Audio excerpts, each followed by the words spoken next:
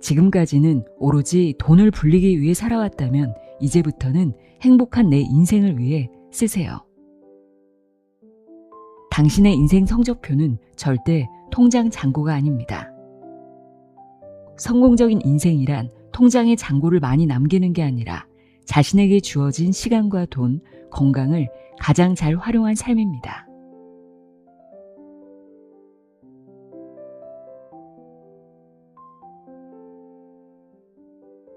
안녕하세요. 나의 소리책갈피 소리내어 있다입니다. 어릴 적 우리가 읽었던 우화 개미와 배짱이 기억하시나요? 우리는 평생 겨울을 대비해 쉬지 않고 일하는 개미처럼 살아야 한다고 배워왔습니다. 그런데 문득 이런 생각이 듭니다. 그렇다면 개미는 대체 언제쯤 마음 편히 쉴 수 있을까? 짧은 생을 그저 일만 하다가 돈만 모으다 죽는다면 그것이 과연 성공한 인생일까요? 우리는 흔히 노후가 불안하다는 이유로 통장 잔고를 늘리는 데만 집착하곤 합니다. 하지만 죽음을 앞둔 사람들이 가장 많이 하는 후회는 돈을 더 모을 걸이 아니라고 합니다. 내가 하고 싶은 일을 더 많이 할 걸, 사랑하는 사람과 더 좋은 시간을 보낼 걸 이라며 후회한다고 하죠. 오늘 소개해드릴 책은 경제 칼럼니스트 오에 히데키의 60세부터 90세까지 현명하게 돈 쓰는 법입니다.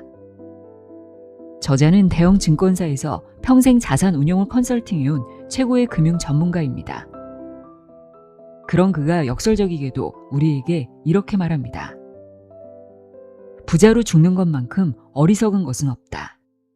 다 쓰고 죽는 것이 가장 잘 사는 방법이다.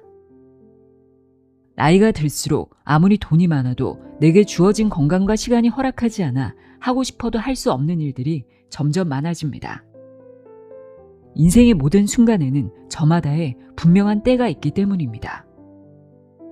저자는 진짜 성공한 인생이란 통장에 잔고를 많이 남기는 게 아니라고 강조합니다. 자신에게 주어진 시간과 돈 그리고 건강을 가장 잘 활용하고 가는 삶이 진짜 성공이라고요.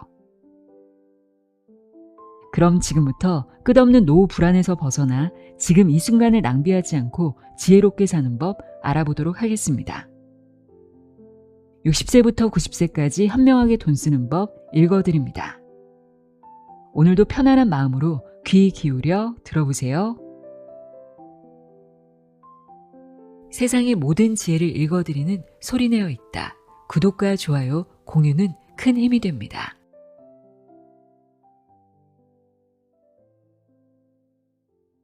프롤로그. 돈을 잔뜩 쌓아안고 인생을 마치면 행복할까요? 이 책의 주제는 돈이다. 세상에는 돈에 관한 책들이 산더미처럼 쏟아져 나오고 있지만 기본적으로 두 가지 종류밖에 없다. 하나는 돈 불리는 법에 관한 책이다. 정말 다양한 종류의 책이 다양한 저자에 의해 출판되고 있다. 시중에 나와 있는 돈에 관한 책들은 대부분 이런 유형 돈 불리는 법에 관한 책이라고 할 수 있다. 그리고 또 하나 그 수는 매우 적지만 안티 금전주의라고도 할 수 있는 책이 있다. 인류 역사에서 거품은 끊임없이 반복되어 왔고 결국 거품이 터질 때마다 어김없이 이런 유형의 책이 등장했다. 말하자면 금전지상주의에 대한 반론이나 반성으로서 주기적으로 등장했다. 하지만 이 책은 그 어느 쪽도 아니다. 사실 금전지상주의와 안티금전주의의 뿌리는 같다. 그것은 돈의 저주에 걸려있다는 점에서 그렇다. 돈 불리는 방법만을 추구하는 사람들은 물론 돈이 전부는 아니다고 강력하게 주장하는 사람들도 결국 돈의 저주에 걸려있다는 점은 동일하다. 돈을 바라보는 방향이 다를 뿐이다.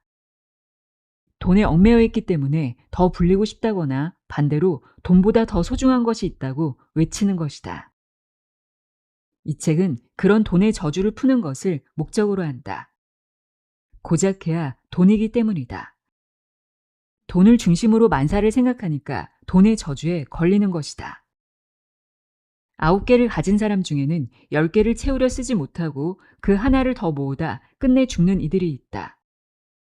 재산이란 결국 내가 써서 누린 것만이 내 재산이다. 부지런히 여행 다니고 맛있는 음식을 즐기고 가난한 사람도 도우며 살아야 몸과 마음이 행복하다. 이런 사람이야말로 돈을 제대로 쓴 사람이다. 중요한 것은 돈이 아니라 물건과 서비스며 그것을 제공한 사람이다. 세상의 문제는 돈이 아니라 사람이 해결한다.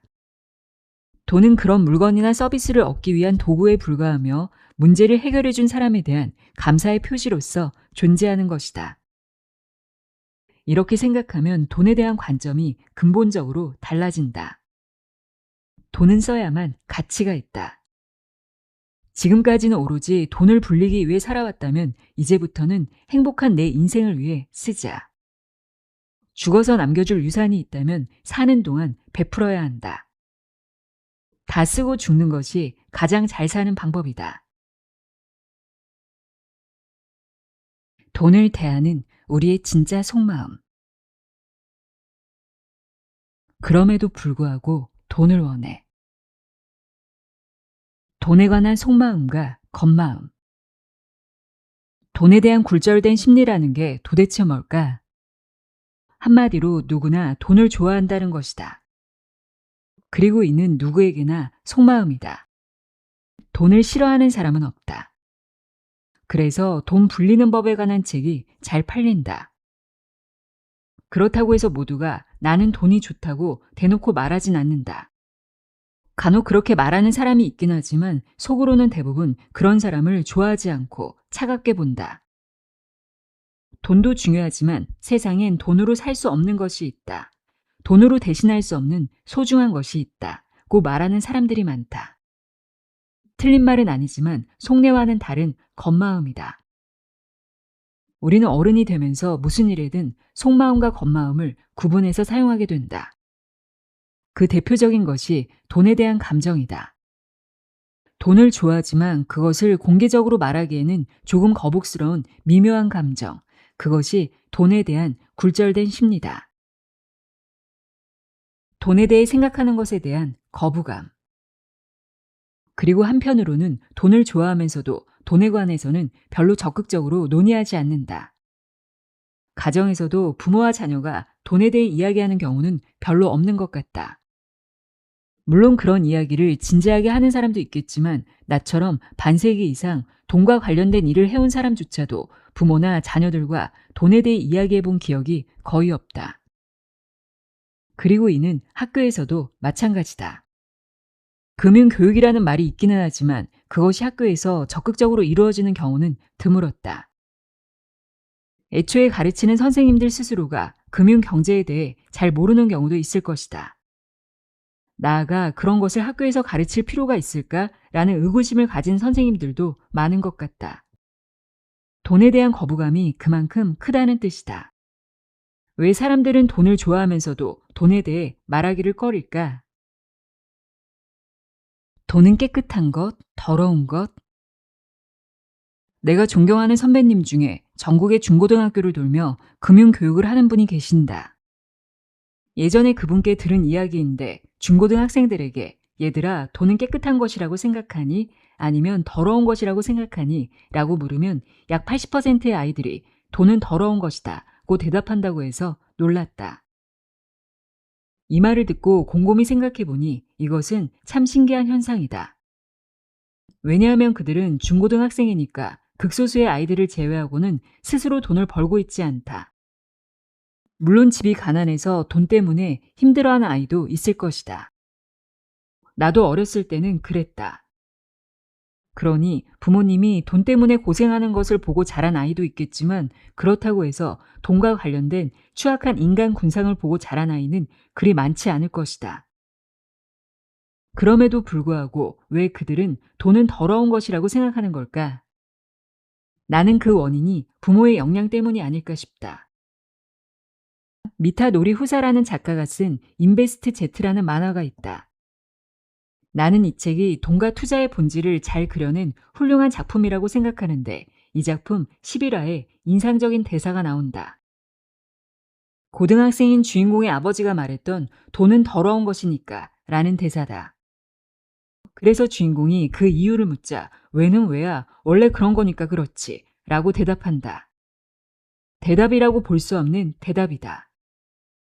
그리고 한술 더 떠서 애들은 돈 생각하는 거 아니다 고 말한다. 하지만 아마 이 아빠도 자신의 부모로부터 그렇게 배웠을지도 모른다. 여러분 중에도 부모로부터 아이는 돈 생각 같은 건 해서는 안 된다는 말을 들어본 사람이 있지 않을까? 왜 돈은 더러운 것이라고 생각하나? 그렇다면 조금 더 깊이 생각해 보자. 왜 사람들은 그리고 부모들은 돈을 더러운 것이라고 생각할까? 여기에는 두 가지 이유가 있는 것 같다. 첫 번째는 돈은 좋아하지만 쉽게 구할 수 없는 것이기 때문이다. 현대는 일하는 사람의 약 90%가 회사원이나 공무원 같은 급여 소득자다. 이러한 직업을 가진 사람들은 정해진 월급을 받고 일하기 때문에 수입이 급격하게 늘어나는 경우가 별로 없다. 그래서 돈이 많은 사람에 대해서 뭔가 달콤한 꿀을 빨고 있는 게 아닐까? 혹은 좀 더 극단적으로 생각해서 혹시 뭔가 나쁜 짓을 한 것은 아닐까라는 의심을 마음 한구석에서 지우지 못한다. 돈 버는 게 뭐가 나쁘냐고 말하면 괜한 미움을 받기 마련이다. 그러니까 돈은 조용히 몰래 버는 것이라는 분위기가 세상에 가득한 것이다. 표면적으로는 역시 돈은 더러워, 성실하게 일해서 벌어야지 라고 말하면서도 실제로는 돈 버는 것에 대해 강한 욕망을 품고 있는 사람들이 적지 않다. 그렇지 않다면 앞에서 말한 것처럼 돈에 관한 책이 그렇게까지 잘 팔릴 리가 없다. 두 번째 이유는 돈의 본질을 잘못 이해하고 있기 때문이다. 하지만 이렇게 많은 사람이 인생에서 돈과 밀접하게 연관되어 있고 때로는 돈 때문에 어려움을 겪으면서도 돈에 대해 올바로 이해하지 못하고 있다면 큰 문제다. 사실 이것이 바로 이 책의 큰 주제이므로 이 부분에 대해서는 차차 이야기해 보도록 하겠다. 난 불행해지고 싶어. 돈에는 속마음과 겉마음이 있다는 것은 틀림없는 사실인 것 같다. 예전에 친구들끼리 복권에 당첨된 사람은 그 후 불행해지는 경우가 많다는 주제로 이야기를 나누던 중 한 친구가 난 그래도 불행해지고 싶어 라고 말해서 한바탕 웃었던 적이 있다. 이처럼 돈에 대해서는 속마음과 겉마음이 있고 누구나 그것에 대해 굴절된 심리를 가지고 있다. 모두가 노후 불안이라는 강박에 사로잡혀 있다. 정체불명의 불안. 예일대학교 교수 로버트 슐러는 미국의 단독주택 재판매 가격 동향을 나타내는 지수인 케이스 슐러 지수를 만든 사람인데 이 슐러 교수의 내러티브 경제학이라는 책이 있다. 내러티브란 이야기란 뜻으로 슐러 교수는 저서에서 어떤 사회, 시대 등에 대한 설명이나 정당화를 기술하기 위한 이야기나 표상이다고 표현했다. 표현이 조금 어렵지만 간단히 말하자면 버블이나 공황 같은 경제적인 현상은 대부분의 사람이 어떤 이야기를 믿고 그 믿음이 세상에 널리 퍼져나가면서 일어난다는 것을 나타내는 말이다.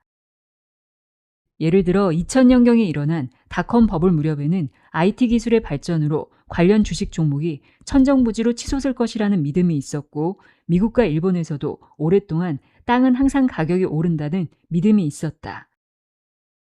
그는 다양한 경제 현상을 분석하려면 단순히 숫자나 데이터뿐만 아니라 사람들의 행동을 지배하고 있는 그때그때 유행하는 이야기를 해석의 대상으로 삼아야 한다고 말한다. 즉, 왜 그런 유행이 일어났는가, 사람들은 왜 그것을 믿는가와 같은 것들이다.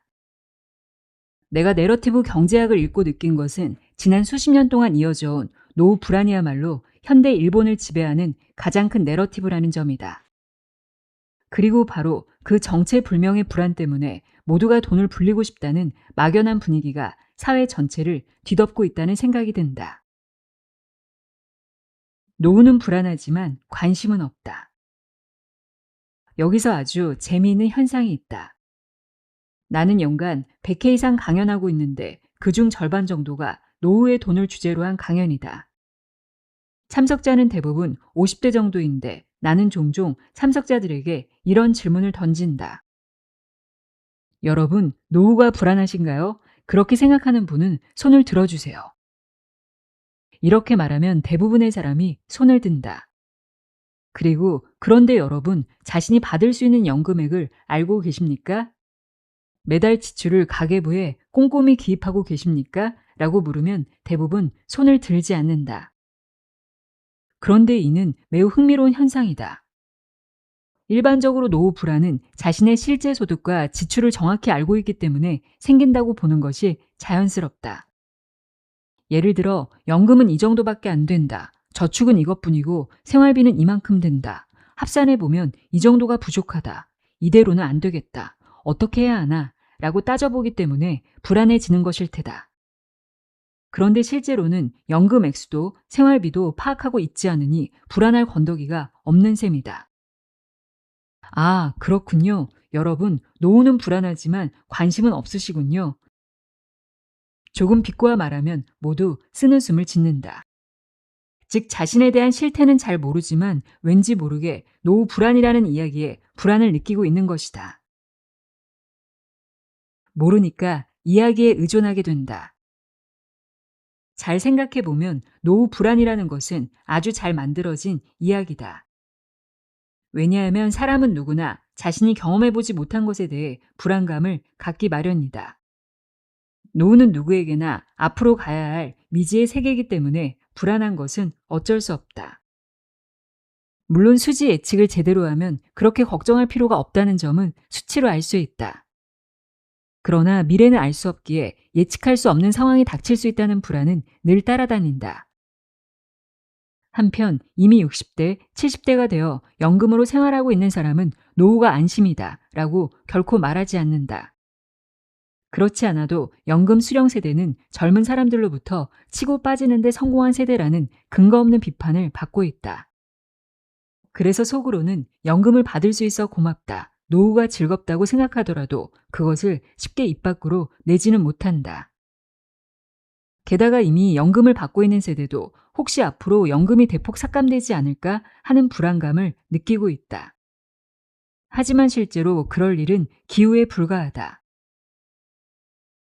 노후에 대한 지나친 걱정은 금물. 그러나 어디까지가 진실인지 알 수 없는 노후 불안이라는 이야기에 미리 겁먹어서 돈을 불릴 생각만 하고 은퇴 후에도 절약에 힘쓰고 돈을 쓰지 않고 살다가 죽을 때 가장 많은 돈을 가지고 죽는다면 너무 슬픈 일이 아닐 수 없다. 노후 불안이라는 이야기에 지나치게 겁먹을 필요는 없다고 생각한다. 적어도 현재로서의 미래의 수입과 지출을 예측할 수 있다. 특히 일에서 얻는 수입은 변동이 심하겠지만 연금 소득은 기본적으로 물가 연동형이고 가장 안정적이기 때문에 지나치게 걱정할 필요는 없다. 또한 간호에 대해서도 1인당 6천만 원 정도를 준비해두면 그리 큰 걱정은 하지 않아도 될 것이다. 물론 미래는 예측할 수 없는 불확실한 것은 사실이다. 하지만 노후를 걱정해서 돈을 불리고 싶은 마음만 지나치게 갖게 되면 권유에 따라 이상한 금융상품을 구입하거나 불필요한 보험에 많이 가입하게 될 가능성이 생긴다. 나는 그것이 노후 불안보다 훨씬 더 심각하고 큰 문제라고 본다. 죽음으로부터 역산해서 생각해보는 돈의 의미. 일개미의 최후는 이솝우화에 개미와 배짱이의 이야기가 나온다. 여름에 열심히 일해 식량을 비축한 부지런한 개미에 반해 배짱이는 놀기만 했다. 어느덧 겨울이 찾아오고 먹을 것이 없어진 배짱이는 개미에게 먹을 것을 구걸하러 간다. 일하는 개미를 비웃었던 배짱이가 먹을 것을 나눠준 개미에게 감사하고 그 후부터 마음을 바꿔 열심히 일하게 된다는 이야기다. 사실 마지막에 개미가 배짱이에게 먹을 것을 준 것은 교훈을 주기 위해 나중에 개작된 내용이고 원래 이야기에는 배짱이가 음식을 얻지 못해 굶어 죽는 내용이다. 하지만 많은 일본인은 이 우화에 대해 역시 사람은 부지런히 일해야 한다고 해석하는 것 같다. 최근 미국에서 출간되어 베스트셀러가 된 빌 퍼킨스가 쓴 다이 위드 지로라는 책이 있다. 한국에서는 역전하는 법이라는 제목으로 출판되었다. 이 책 서문에는 개미와 배짱이의 우화가 등장한다. 해당 부분을 인용하면 다음과 같다. 이 우화가 전하는 교훈은 명쾌하다. 인생에는 일해야 할 때와 놀아야 할 때가 있다는 것이다. 그럴듯한 이야기다. 하지만 여기서 의문이 생기지 않는가? 과연 개미는 언제쯤 마음 편히 놀 수 있을까? 그것이 이 책의 주제다. 저자의 말은 계속 이어진다. 우리는 배짱이의 최후를 알고 있다. 그렇다. 굶어 죽는다. 그런데 개미는 어떤가? 짧은 생을 그저 일만 하다 노예처럼 죽어가는 걸까? 언제쯤 진짜 즐거운 시간을 보낼 수 있을까? 나는 이 책에 깊은 공감을 느꼈다. 그리고 나름대로 개미의 최후를 생각해 봤다. 개미는 도움을 청하는 배짱이를 차갑게 내쫓았습니다. 가난한 건 자기 책임이야 라고 중얼거리며 세상이 냉정한 놈이라고 말해도 개의치 않았습니다. 그리고 식량에 둘러싸여 친구도 없이 혼자 쓸쓸히 죽어갔습니다. 어쩌면 이것이 개미의 최후가 아닐까 싶다. 죽을 때 가장 많은 돈을 가지고 있다. 다이비드 지로라는 제목이 뜻하는 것은 제로로 죽는다, 즉 죽기 전까지 돈을 전부 써버리자 라는 것이다. 그런데 실제로는 많은 사람이 죽을 때 가장 많은 돈을 가지고 있는 것 같다. 연령대별 금융자산 보유액을 보자. 이것은 일본은행 금융홍보중앙위원회가 조사한 가계금융 행태에 관한 여론조사에 나오는 수치인데 연령대별 금융자산 보유액을 중앙값으로 살펴보면 60대가 1억 4천만 원, 70대가 1억 5천만 원으로 다른 연령대에 비해 월등히 높다. 이를 평균값으로 보면 더 늘어나서 60대는 3억 원에 달한다. 이 수치를 보면 죽을 때 가장 많은 돈을 가지고 있다는 이야기가 전혀 과장은 아닌 듯하다. 이 돈을 살아서 건강할 때 썼더라면 얼마나 행복했을까를 생각해야 한다고 이 책은 주장한다. 나도 전적으로 동의한다. 하고 싶은 것을 참으며 돈을 모으기만 하는 것이 과연 행복할까? 묵묵히 일하고 통장에 숫자가 늘어나는 것을 보는 게 최고의 기쁨이다고 말하는 사람도 있겠지만 그것은 역시 어딘가 마음의 구조가 왜곡되어 있는 것 아닌가 하는 생각이 든다. 역시 노후 불안이라는 내러티브에 휘둘리고 있다. 그렇다면 왜 많은 사람이 하고 싶은 일을 희생하면서까지 그렇게 집요하게 돈을 모으고 불리는 걸까? 그것은 역시 노후 불안이라는 내러티브가 작용하기 때문이다. 인간의 행동을 강하게 부추기는 요인에는 욕망과 공포가 있는데 그 중에서도 공포의 힘과 심리적 압박감은 특히 크다. 애초에 노후라는 것은 미래의 일이다. 미래는 누구도 알 수 없으니 불안한 것은 당연하다. 게다가 최근에는 언론이 노후 빈곤, 노후 파탄 등의 단어를 사용해서 불안을 더욱 부추기다 보니 점차 불안이 깊어져 공포로 바뀐다. 거기다 노후 불안이라는 내러티브는 금융기관의 영업에도 써먹기 좋은 이야기다. 그렇기 때문에 이를 무기로 금융상품 구매를 열심히 권한다. 그 결과 끝없는 불안감에 사로잡혀 계속 돈 불리기에 집착하게 되고 마지막에는 죽을 때 가장 많은 돈을 가지고 있는 상태가 되는 것이다. 그러나 다시 한번 말하지만 과도한 노후 불안을 가질 필요는 없다. 일본에서 자영업이라면 공적 연금만으로 생활하기 어렵겠지만 평범한 월급쟁이라면 그렇게 걱정하지 않아도 된다. 후생 노동성의 모델 연금액을 보면 아내가 줄고 무직이었던 셀러리맨 가정의 연금 지급액은 한 달에 약 220만 원이다. 매년 해외여행을 가거나 자주 비싼 외식을 하는 것이 아니라면 일상생활은 이 정도 금액으로도 충분히 가능하다. 앞서 말했듯이 사실 나는 정년퇴직 후 부부 둘이서 대략 한 달에 210에서 230만 원 정도의 생활비로 살아가고 있다. 물론 자신이 몇 살까지 살지는 아무도 모르니 죽기 전에 제로가 되라고 해도 그렇게 하지는 못할 것이다. 다만 가령 가지고 있는 돈을 90세까지 다 써버렸다고 해도 공적연금은 죽을 때까지 지급된다. 내 경험상 나이가 들수록 돈을 덜 쓰게 된다. 그래서 연금이 같은 금액으로 계속 지급된다면 90살 이후 몇 년 더 살더라도 생활이 크게 어렵지 않을 것이다. 그래서 나는 내가 가진 돈을 90세까지 거의 다 써버려도 괜찮다고 생각한다. 물론 불의의 사태에 대비하기 위해 어느 정도 현금을 가지고 있어야 한다는 생각도 가지고 있고 그것은 틀린 생각이 아니다. 하지만 어떤 상황이 발생했을 때 얼마만큼의 돈이 필요한지는 어느 정도 예측할 수 있다. 그리고 내 돈으로 할 수 없는 상황에 대비하기 위해서는 보험을 이용하면 되므로 필요 이상으로 과도하게 돈을 쌓아두거나 불릴 필요는 없다고 생각한다. 오히려 인생 후반을 위해 고민해야 할 건 돈 불리기가 아니라 돈을 어떻게 쓸까다. 죽음으로부터 역산해서 생각해보기. 인간은 죽음을 의식했을 때 인생에서 정말 중요한 것이 무엇이었는지를 깨닫게 된다고 한다. 오랫동안 호스피스 간병인으로 일하며 많은 사람을 돌봐온 브로니 웨어가 자신의 경험을 바탕으로 쓴 내가 원하는 삶을 살았더라면 이라는 책이 있다. 이 책에는 죽음을 앞둔 사람들은 무엇을 생각하고 인생에서 무엇을 후회하는지에 대해 쓰여 있다. 그 대부분은 내가 하고 싶은 일을 더 많이 할 걸, 사람들과의 관계를 더 소중히 여길 걸 이라는 후회였다. 나도 70세를 넘겼으니 앞으로 얼마나 더 살지 모르겠지만 인생의 종반이 가까워지면서 인생에서 마지막으로 남을 소중한 것이 뭘까라는 생각을 자주 한다. 그리고 앞서 언급한 책을 읽으면서 가장 중요한 것은 추억이 아닐까 하고 나름대로 생각하고 있다. 삶의 만족도를 높이는 것은 그때그때의 경험과 그에 얽힌 소중한 기억이 아닐까? 그렇다면 더 많은 추억을 쌓기 위해 돈을 써야 하지 않을까? 하고 싶은 일에 돈을 쓰고 소중한 사람들과의 관계를 위해 아낌없이 투자하는 것이 단순히 돈을 불리는 것보다 훨씬 중요하고 의미 있다고 생각한다.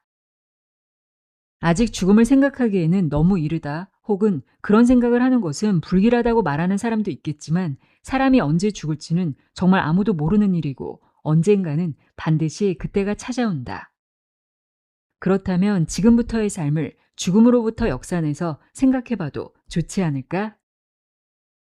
지금까지는 오로지 돈을 불리기 위해 열심히 살아왔을지 모르지만 이제부터는 어떻게 돈을 써야 인생을 행복하게 살 수 있을지 생각해 봐야 할 것이다.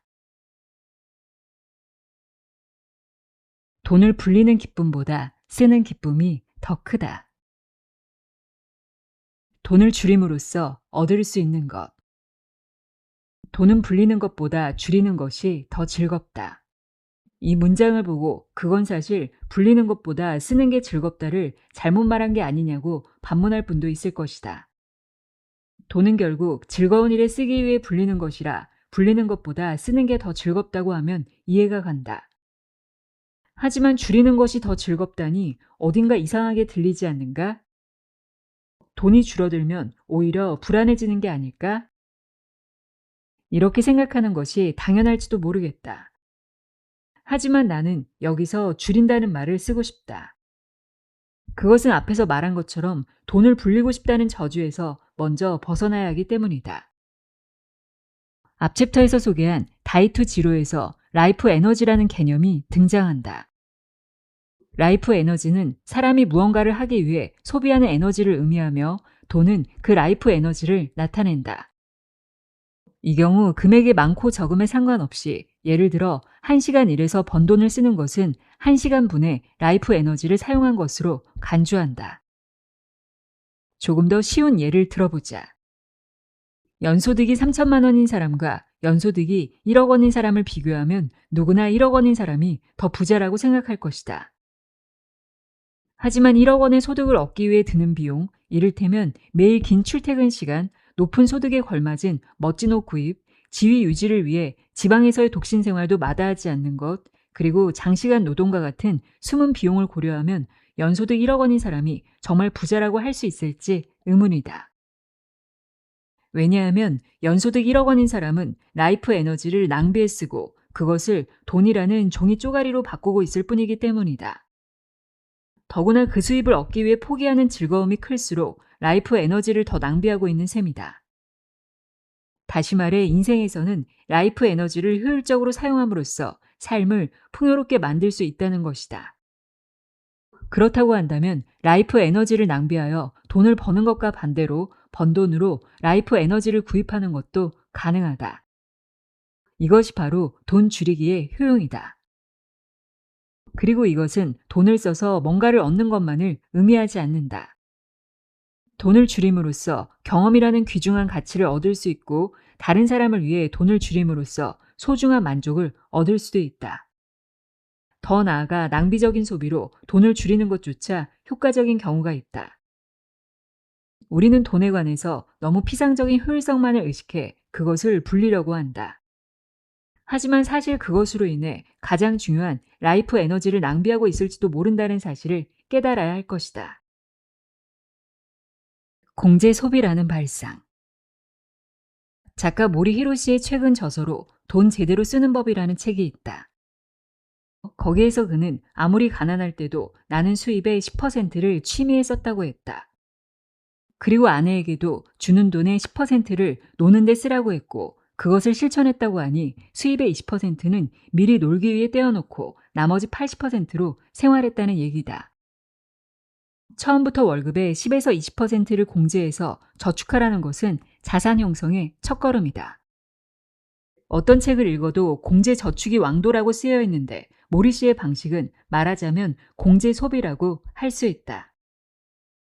도대체 왜 그런 짓을 하냐고 묻고 싶어지지만 아마 모리 씨에게 물어보면 그런 걸 왜 물어보는 거야? 라는 대답이 돌아올 것 같다. 모리 씨는 이렇게 말한다. 좋아하는 것을 하기 위해서 살고 있다. 인생의 목표는 자기 만족이다. 따라서 그의 가계 철학은 원하는 것은 무엇이든 사되 필요한 것은 최대한 참아라다. 보통 사람들의 소비와는 정반대인 것 같다. 하지만 모리 씨는 정말 원하는 것이 무엇인지 혹은 자신이 하고 싶은 것이 무엇인지에 대해 깊게 고민하고 그것을 찾아 나가면 자연스럽게 낭비가 없어진다고 말한다. 그렇기 때문에 취미에 쓸 돈을 먼저 떼어놓는 공제 소비가 가능한 게 아닐까 싶다. 앞서도 말했지만 대부분의 사람은 다이투 지루처럼 죽기 전에 돈을 다 써버리는 것이 쉽지 않다. 또 모리 씨처럼 놀 돈을 먼저 떼어두는 것도 실행하기 어려울 것이다. 하지만 돈을 모으고 불리는 데만 평생을 보낼 게 아니라 돈을 줄임으로써 얻을 수 있는 소중함에 대해 다시 한번 생각해 볼 필요가 있지 않을까? 좋아하는 것에 돈을 써라. 돈이 없어서라는 핑계. 나는 기업의 의뢰로 50대 직원들을 대상으로 세미나를 자주 진행한다. 그때마다 나는 이렇게 강조한다. 60세가 되어 정년 퇴직한다면 그 다음부터는 일이든 취미든 뭐든 좋으니 자신이 좋아하는 일을 하십시오. 그러면 대부분 참가자가 하는 말은 좋아하는 일을 하고 싶지만 돈이 없어서 못한다와 무엇을 해야 할지 모르겠다는 두 가지다. 두 번째 이야기는 뒤에서 자세히 다루고 여기서는 첫 번째 이야기부터 살펴보자. 돈이 없다는 것은 무슨 의미? 돈이 없어서 못한다는 이유는 언뜻 그럴싸해 보인다. 하지만 정말 돈이 없다는 건 어떤 상태를 말하는 걸까? 현금이나 예금에 목돈이 없다는 뜻이라면 그건 대부분 사람에게 해당한다. 집에 큰 돈을 쌓아두는 사람도 거의 없고 예금도 어느 정도 모이면 정기예금이나 투자로 옮기기 마련이다.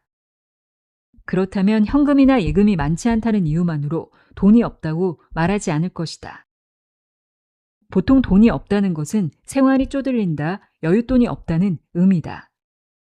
물론 세상에 그런 사람이 적지 않은 것도 틀림없는 사실이다. 하지만 나에게 연수 강사를 의뢰하는 비교적 규모가 큰 회사에서 50대가 될 때까지 근무한 사람이라면 그런 사람이 설령 있다 하더라도 그리 많지는 않다. 그럼에도 대부분의 사람이 돈이 없다고 말하는 것은 어째서일까? 아마도 돈이 없다고 대답하는 사람들의 속내를 정확하게 표현하자면 그런 것에 쓸 돈은 없다는 뜻일 게다.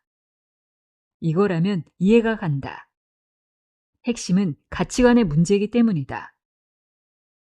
예를 들어 나는 역에서 조금 떨어진 단지에 살고 있기 때문에 쇼핑을 갈 때도 역에 갈 때도 직접 차를 운전해서 간다. 그리고 내가 타는 차는 경차다. 지인 중에는 포르쉐나 벤츠를 타는 사람도 있다. 하지만 나는 벤츠를 타다니 난 그런 돈은 없어 라고는 말하지 않는다. 나에게 자동차는 단순한 이동수단일 뿐 그 이상의 가치는 없어서 그런 고급차를 사는 의미가 전혀 없기 때문이다. 벤츠든 경차든 굴러가기만 하면 그만이라 딱히 벤츠나 포르쉐를 타는 사람을 부러워한 적이 없다. 그야말로 그런 걸 사는데 쓸 돈은 없다고 말할 수 있다. 자랑은 아니지만 나는 지금까지 단 한 번도 내 차를 직접 세차한 적이 없다. 너무 더러워지면 주유소 자동 세차장을 이용하기도 하지만 애초에 직접 세차한다는 것은 나에게는 아무런 가치도 없는 아까운 시간이다. 좋아하는 것에는 아깝다는 생각이 들지 않는다. 반대로 내가 돈을 쓰는 것은 여행이다. 50세가 넘고부터는 여행을 갈 때 가격에 연연하지 않고 고급스럽고 아늑한 숙소에 묵는다. 이동수단도 모두 친환경 자동차를 이용한다. 남들은 어떻게 그런 사치를 부릴 수 있냐고 하지만 나에게 여행은 최고의 기분 전환이고 일상에서 벗어나 사색에 잠길 수 있는 최적의 시간이다.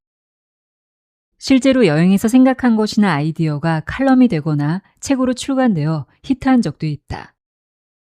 나는 자는 시간을 제외한 모든 시간을 일이라고 생각한다. 그래서 보고 듣는 모든 것이 나에게는 취재다. 나에게 여행은 어떤 의미에서 투자이기 때문에 즐거움인 동시에 수익을 창출하는 원천이 된다. 1년에 몇 번 그런 투자를 위해 돈을 쓰는 것은 전혀 아깝지 않다. 하지만 일반 자동차를 사는 것조차 아까워서 저렴한 경차를 타고 다닌다.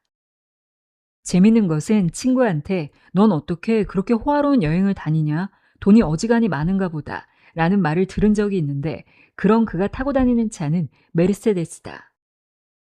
결국 사람은 누구나 자신이 정말 하고 싶은 것, 진심으로 열망하는 것에는 돈을 아끼지 않는다는 사실이다. 아니, 현실은 그렇지 않다.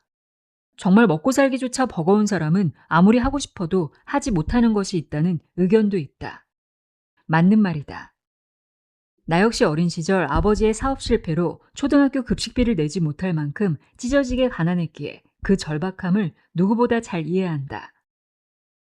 하지만 세상 사람들이 다 그런 것은 아니다. 대부분의 사람은 생활 수준의 격차는 있어도 그 안에서 우선순위를 정해서 자신에게 중요한 일에 돈을 쓰고 있을 것이다.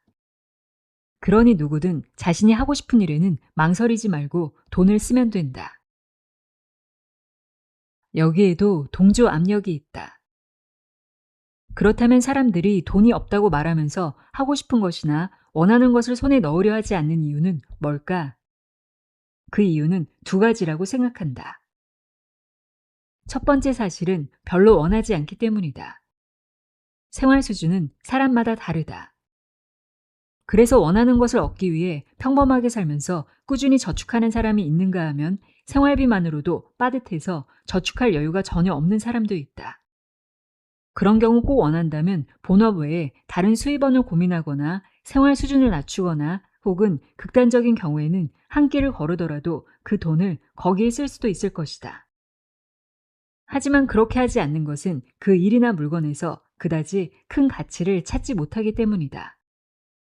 그렇다면 그것에 대해 너무 무리할 필요는 없다. 두 번째는 동조 압력 때문이다. 일본인은 다른 나라 사람들에 비해 동조 압력이 유난히 강하다. 옛날 농촌 공동체에서는 남들과 다른 행동을 하면 쉽게 따돌림의 대상이 되었다. 물론 현대에도 소외감을 느끼거나 저 사람은 이상하다 라고 생각되고 싶지 않은 마음, 동조의 압력은 여전히 많은 사람이 가지고 있다. 그 결과 어떤 일에든 상대방의 제안을 어떻게 거절해야 할지 그 이유를 생각해야 하는 경우가 많아진다. 함께 땡땡을 하자, 땡땡은 재미있어 라는 말을 들었을 때 사실은 원하지 않거나 하고 싶지 않은 일이라도 관심 없어, 필요 없어 라고 말하기가 망설여진다. 상대가 좋아하는 것을 부정하는 듯한 뉘앙스로 들릴까 걱정되기 때문이다. 단호하게 거절했다가 모난돌이 될까 두려워서 결국 돈이 없다는 말로 핑계를 대는 건 아닐까? 즉 돈이 없다는 것은 거절하는 이유로 가장 무난해서 그저 그 이유 때문에 쓰는 핑계일 뿐이다. 인생의 즐거움은 자신이 좋아하는 일을 하거나 원하는 것을 얻고 기쁨을 느끼는 데에 있다. 그리고 그 즐거움은 사람마다 다르고 다른 것이 당연하다. 그러므로 돈이 없다는 핑계를 내세우지 말고 그것은 나에게 가치가 없고 별로 하고 싶지도 않다고 당당하게 말하면 된다. 주변과의 마찰을 피하고자 무난한 말로 회피할 필요는 전혀 없다. 무엇보다 남들이 뭐라고 하든 자신이 정말로 하고 싶은 일에 당당하게 돈을 쓰면 된다. 인생의 목적은 부자가 되는 것이 아니라 행복해지는 것이기 때문에 자신을 행복하게 만들어주는 것이라면 망설일 필요가 없다. 돈은 자꾸 써야 한다.